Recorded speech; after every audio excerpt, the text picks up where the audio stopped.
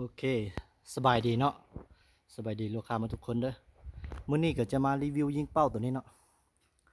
จะมารีวิวยิง3เป้านี้เด้อตัวนี้3นัดตัวนี้3นัด3นัดนะก็สิไปข้าพเจ้าก็สิลงยิงตัวนี้เบิ่งเนาะระยะอยู่ที่30เมตรเนาะรถจักรพุ่นเด้อไปเบิ่งปืนกันเนาะว่าเป็นรุ่นใดเนาะ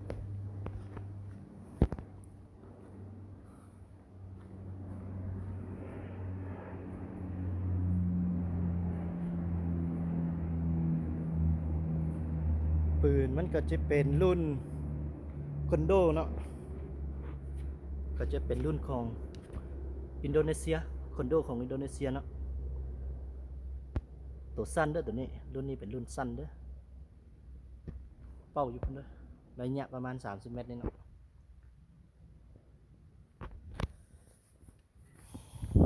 เดี๋ยวอนุญาตใส่โทรศัพท์ใส่กันนะโอเคเขาก็จะยิงเป้าตัวเทิงกันเนาะเป้าตัวเทิงสุดกันเนาะ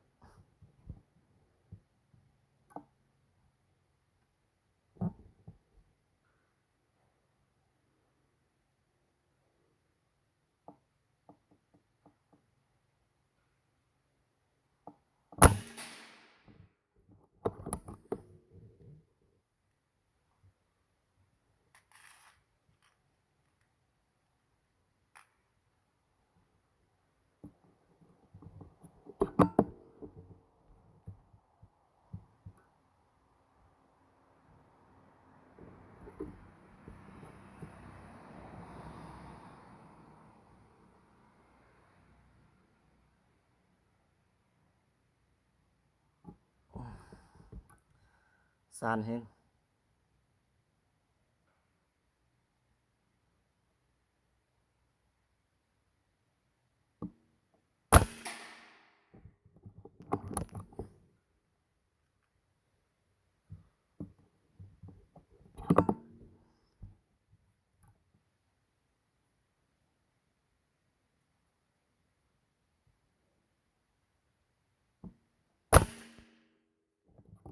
3 ลูกแล้วเนาะเป้าเทิงนะวันนี้ก็จะยิงตัวกลางแล้วเนาะจะยิงตัวเป้ากลางเลย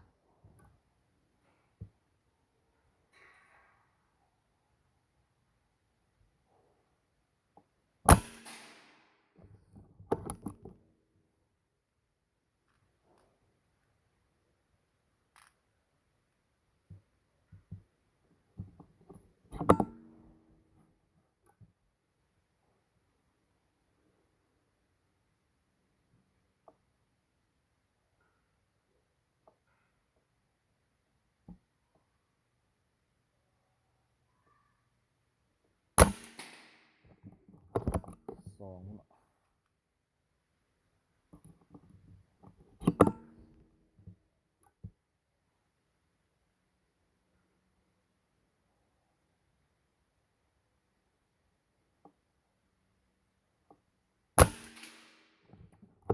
3แล้วเนาะ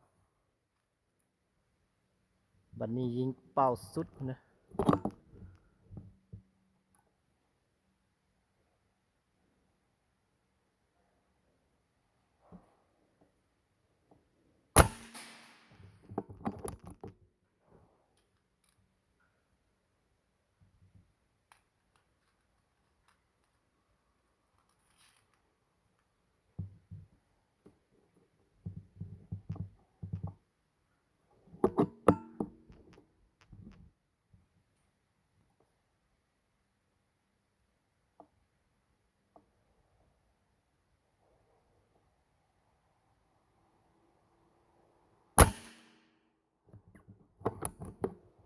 ตกต่ำเนาะนี่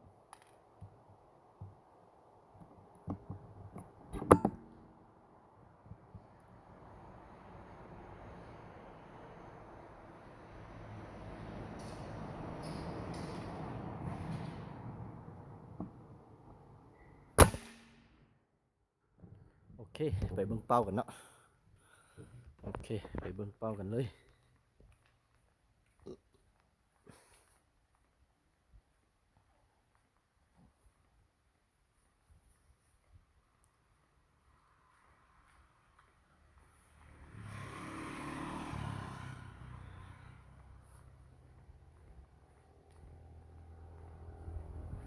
เรื่องเด้อเป่า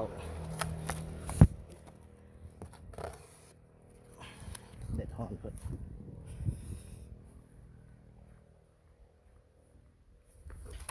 นี่เด้อเป่าทำอิฐนั่นนะยิงก่อนี่จะเป็นลูกที่หนึ่งเขายิงละลูกทำอิฐนั่นนะเอายิงขึ้นเทิงนะแล้วก็เขายิงก็สองลูกเข้าหมดแล้วก็เป้าที่สองสามลูกเล่นเลียนตัวนี้นะเลียนกันตัวนี้เป็นตัวทำอิฐเมื่อกี้เขายิงนะตัวนี้แล้วก็เป้าที่สามเนี่ยเขายิงมันตกต่ำมันอะ